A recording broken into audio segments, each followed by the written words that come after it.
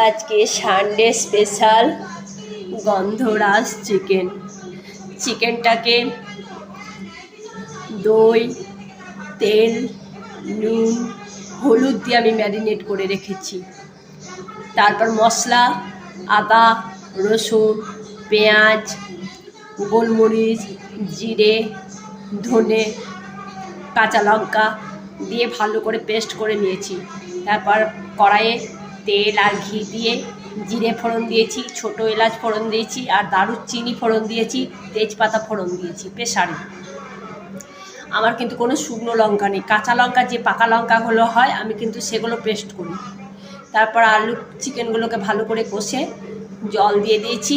এই নামাবার সময় এখন আমি এই চিকেনের মধ্যে গন্ধরাজ লেবুর যে রসটা হয়, খুব সুন্দর গন্ধ, আমি কিন্তু সেটা একটু জাস্ট ওপরে ছড়িয়ে দিয়েছি। আজকে রান্না করা দেখায়নি, আমি বলছি আমার ক্যামেরা করার কেউ নেই, আমি একা। অনেকক্ষণ হয়ে যেত, গ্যাস ফুরিয়ে গিয়েছিলো বলে হতে দেরি হয়ে গেল। আর এই যে আমি দুটো পরোটা করে নিয়েছি রুটির মতো করে, ভাত সঙ্গে পটল ভাজা, পেঁয়াজ, কাঁচা লঙ্কা, এগুলো হচ্ছে আমার খাবার। কেমন লাগছে সবাই কমেন্ট করো, লাইক করো। কমেন্ট করার দরকার নেই, লাইক করো, শেয়ার করো অবশ্যই, যে ঝোলটা কোনো হোটেলের মতো হয়েছে কিনা পুরো।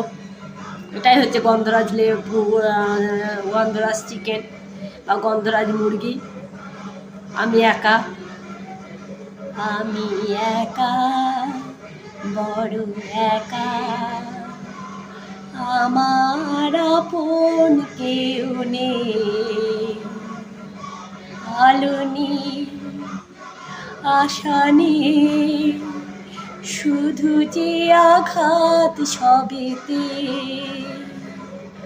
আমার আপন কেউ নেই, আমি একা, বড় একা,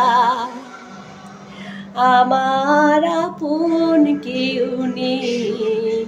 সত্যি আমি একা, আমার কেউ নেই, আছে সবাই কিন্তু কেউ নেই, আমি একা। আমি ইউটিউব কিচ্ছু জানি না, আমি ওয়ান গড বলছি দুপুরবেলায় চোখে জল নিয়ে, আমি কিচ্ছু জানি না। জাস্ট ছেলের ওটা ছিল নামে, ওদের পড়ার ক্ষেত্রে কলেজের ক্ষেত্রে জানি না কোনো এতে, ওটাই আমি আস্তে আস্তে করে শিখে শিখে টিপে টিপে আমি ওটাকে আমার খুশির ইচ্ছা অনুযায়ী আমি করি। তাছাড়া আমি কোনো উপার্জন বা ইউটিউব থেকে কি করে টাকা ইনকাম করে আমি সত্যি জানি না, আমি সত্যি জানি না। আমি মা কুলদেবীর দিব্যি দিয়ে বলছি আমি জানি না, আমি এইটা করি আমার মনের আনন্দ। আমি একা, বড় একা, আমার আপন কেউ নেই, আমি একা, বড় একা।